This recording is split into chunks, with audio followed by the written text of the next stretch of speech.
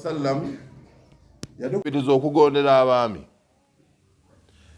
naye bwe yamala n'atulungamya nti ebbanga lyamala nga byakulagidde okukola tebikoonagana na bya Allah. Kasita omwami n'akulagira okukola ebikoonagana ne Allah, awowo la sam'a wala ta'a, tewali kugonda yadde okuwulira. Amma ebisigadde byonna omwami mugondere. Ishu yemu n'ey'abazadde yemu yeeyo.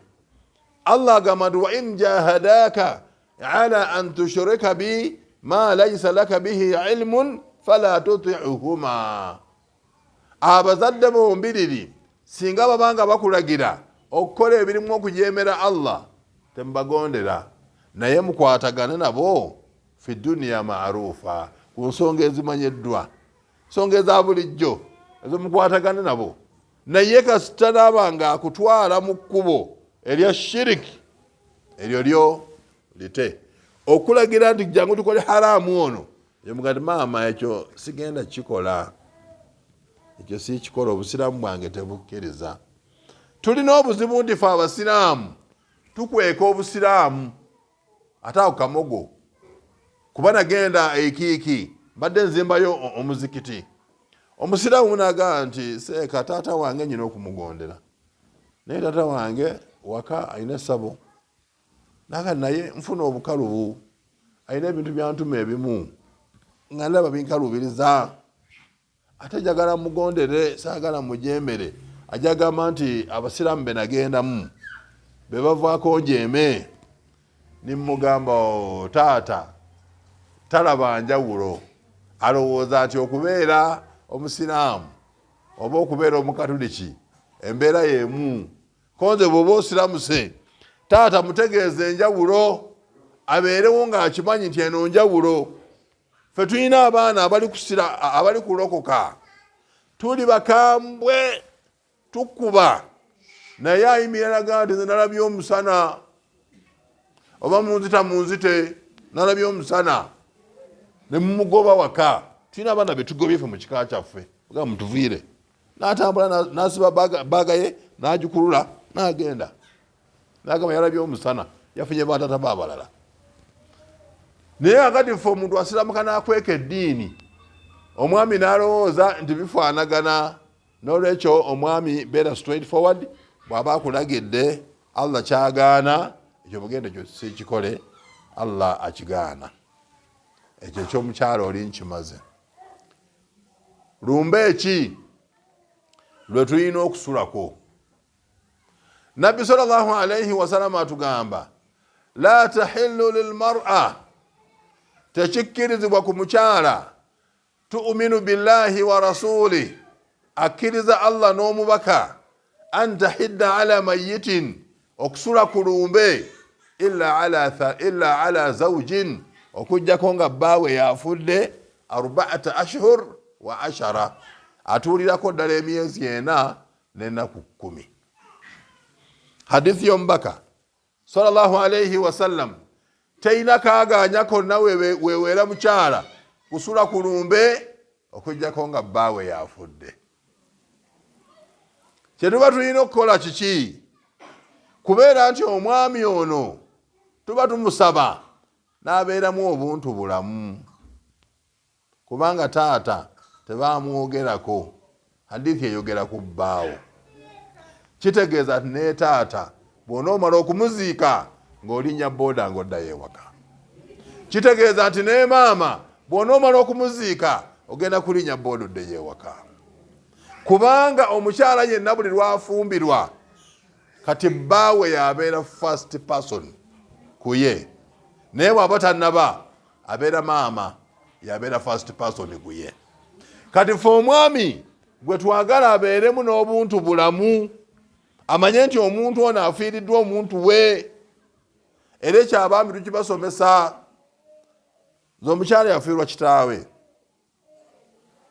mu ddwaliro, yafa wendi kubanza yali amujjanjaba. Bwafa tuleete mmoloka lusa mayiti tugitwale waka, obudde bwali bugenze nga balina kuziika nkeera. Bwe mba nvaayo omukyala najja, nandeka tiseeka nkole ntya. ng'alinga mbuuza nti tugende oba nsulewo. Nze kennyini nimmugaa nti sigalawo tebannaziika. Nze nivuga emmoloka nenvaayo. Enkeera bwe tumaliza okuziika omukyala najja naaleka tiseeka nkole ntya. Konza nkukkiriza okusulawo wano okumala ewiiki nnamba. Nagamba barakallahu fikum. Egamba nze nalina obuntu bulamu mu Afirika eyaffe. Egamba omuntu bw'afiirwa taata tekijja kulabika bulungi. Naye ate njagala mbategeeze ewiiki teyawera yasula ku lumbe ennaku ezi ne bakola edduwa yaabwe ensiibula abawala. Era n'omugamba nti sekati bodaboda ekutwale. Seeka yakuyambye na buyambi okuleka wale ennaku zino. Naganze baba wange yampa wiiki nti ffe tugisazeeko genda ewaka. Era yafiirwa taata naye yasulawo ennaku ezi 3. Kaakati ne kibeera nti ennaku ezi 3 balina okubeera nga nabo advise baafuna nnungi. Actually waliwo ne hadith egamba ennaku 3. Tekikkirizibwa ku mukyala okusula ku lumbe fawuka 3 layaalin, okusuuka ennaku 3. Eno hadithi weeri. Tekikkirizibwa omuntu okusula ku lumbe okusuuka ennaku 3 okujjako ku bbaawe. Abavunula hadithi lwe baleeta abantu abali ku lusegere lw'omukyala ne basooka maama ne bazzaako taata ne bazzaako baganda be ne bannyina abali ku lusegere wano. So si kika kyonna. Abakyala bakyalowooza nti bw'ofiirwa ekika kyonna osula ku lumbe. Gw'omulembe gwafa. Abantu okuva ne basoma eddiini tewalina bwetaavu bwa kusula ku lumbe. Ekyo nze ababuulira. Onaagenda okuvaayo nga bbaaga gy'otutte ebiteeteyi babibbye, empale bazibbye, peti bazibbye, ate gy'olekaanira ewange ne babba empale zange. Gwe lwaki wasulayo gye babba empale? Akati gwe kyokola ziika, omala okuziika vaayo. Naye nze bakyala bange twategeeragana. Maama bw'afa, taata bw'afa, bulaza bw'afa, sisita bw'afa, bamanye ennaku buli omuzi alina okusula ku lumbe. Naye mwana wa bulaza esimanyi mwana wa kojja esimanyi kojja ekyo bakimanyi. Era obudde bwe bugenda gwerinnya boda ddayo ewaka. Kati omukyala omu gye bawasa maama we gy'ava abantu bonna si basiraamu. Era bwe baayo okufiirwa mubeerawo ne mukuba ne bayimba empya ne bayimba enkadde ne bayimba ezitya ne bayimba ezitya bazinga ssaawa 12. Kati olagera ogamba nti ogira nga emmoloka ezikuleeta embaale teziriiyo. Akati gwe bayimbeyimbeko ezisooka otunule ku ssaawa gwe weemulule. Bajja kulowooza nti wooli. After all tewaliiwo mpeera nti mpeera zino okujjako okuyunga oluganda. Omukyala oli abuuzizza serabidde so baba mugaana ogenda mu darusu. Kyembagambye kyemulina okuba n'obugumiikiriza kyekyo n'okugenda mu ddarasa kwennyini. Era omala kusaba mwami. Taata w'abaana mbadde kusaba biidhinillah onzikirize ngendeko mu ddarasa eri wano. Era bw'agamba tojja kgenda towaliiza tuula togenda. Ekyo kyembagambye nti abaami bangi bali azaamanya abakyala naye abakyala mugumiikirize. Kati bw'agamba ogenda mu ddarasa tuula ojja kusoma bino eby'oku masimu eby'oku rediyo n'ebirala. Osobola okukubira seekawo n'omubuuza seeka ensonga eno era mulwetya, seeka ensonga eno era mulwetya. Yadde ng'abamu twagikoowa ennaku zino. Era ffe buli we tusomesa kale bw'otusaba amasimu situgawaayo kubanga abamu batutewaanya butewaanya. Talina byagenda kubuuza akutewaanya butewaanya. Akali ekivaamu ye tomuwa simu kubanga agenda kumalira budde. Maama ono ye yabadde yeebazizza bw'amaze n'agamba naye balina challenge omwana omuganzi zukka osaaleko olyoka ogende ku ssomero olutalo olwo lwennyini olwo olina okulwana paka oluwangule. Mu busiraamu ebintu ebimu bya ntalo olulwana mpaka n'oluwangula. Mbadde n'olutalo olw'enviiri waka bavubuka mulukusanga omutwe ogusaze bubi gati gondi jake kufiira galamira awo aleeta omuggo nga nkuwa 5 z'obweziti nga nkuwa n'10 genda olongosa omutwe awali kusanga te alo Shabani jake kufiira agenda okujjako bwate kufiira gasazeera amazeeyo onze ku ttaka nga kibooko etokota. Era hakati abaana abalenzi nga 4 abo mbawangudde kati nnyina omu oyo sitera kufuna budde bumukuba naye alina gwe yagamba nze taata wali gati ankube ng'abantu bwe bali ye yali swala. Kaakati buli olugira bwati wabeerawo abantu ate simanyi kyagenda kunkola kuswala ati nkyali mu ekyo kujja kweti bw'aba alina kyanjagalako asooka agenda mu saaluuni n'atereeza enviiri ze kuba olujja bali mugajjako kufiira ng'ajjako nga ndyoka muwa kyansaba. Omutwe bwe guba nga mufu simuwa simugada genda osala enviiri n'olwekyo Allahu akbar. Naam, nyina amasimu gano galina we gambira okubeera essaawa eno enviiri yes ey'omwana atawulira.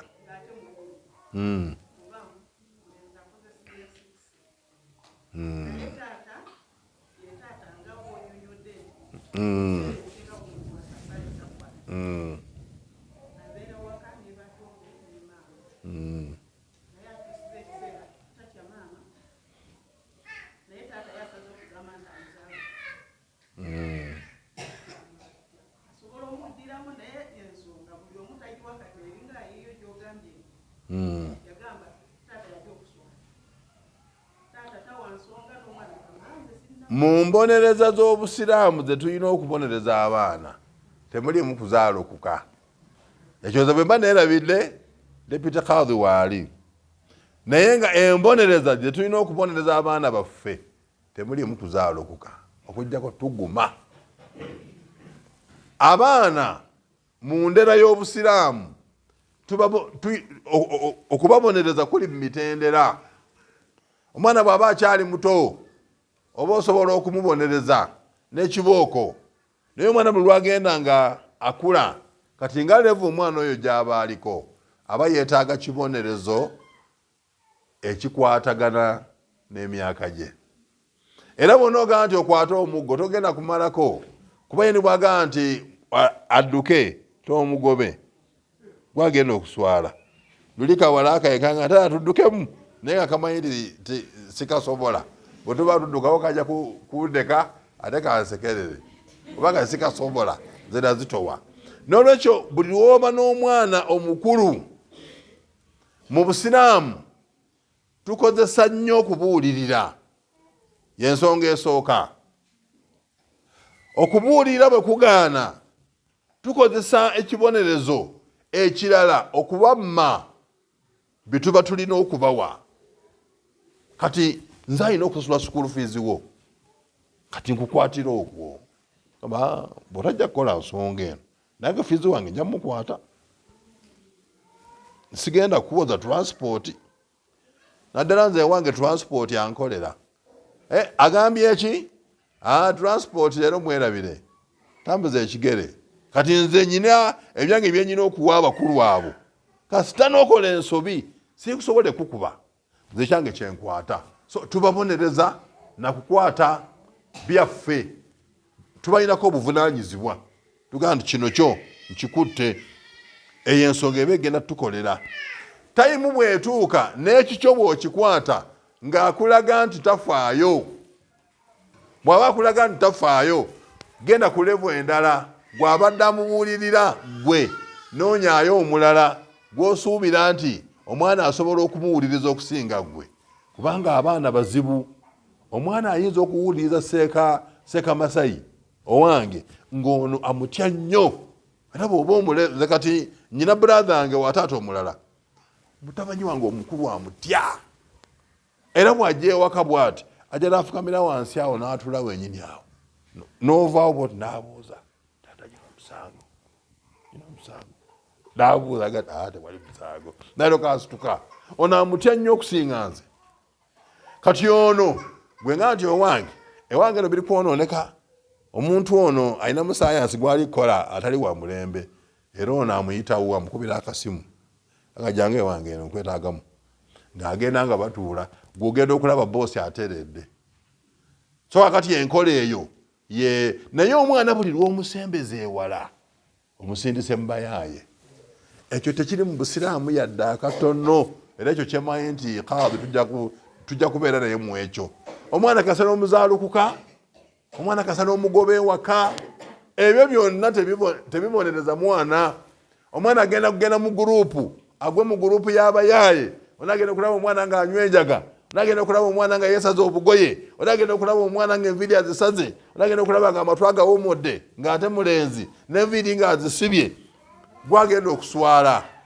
n'olwekyo guubi era guba gwo gusigala wano osalanga amagezi nga guli wano togukkiriza kuvaawo ate kati omulembe gwakyuka teriiyo alina abaana bonna nga balungi taliiyo fenna yadde nze ayogera mbayo n'abaana nga bali so stubborn mbayo n'abaana nga bazibu ate ffe bamaseeka fe ate Mungu yatugerera buli seeka alinayo omwana alina ekibuuli waka kati tuguma bugumi okujjako ddiika oba talinayo Mungu yamusaasira naye ffe tuba n'abaana nga naye tuguma ntugamba nti wano tujja kulwana era ku nkomerero omala n'olwana n'omalako sheekhe mpanvuyizza nnyo naye nga mukkirize ngoma oba naye neeyanzizza barakallahu fikum allahumma ja'al jam'ana hadha jam'a marhuma